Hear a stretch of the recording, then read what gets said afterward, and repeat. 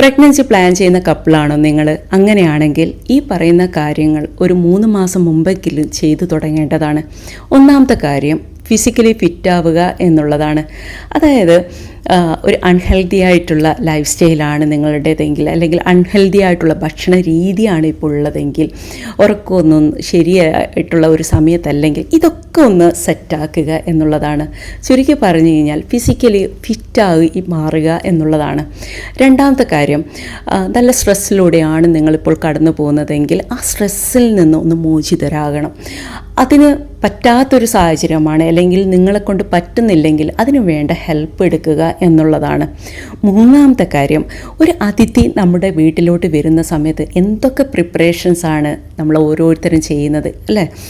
നമ്മുടെ കുഞ്ഞാണ് നമ്മുടെ ജീവിതത്തിലോട്ട് കടന്നു വരുന്നത്.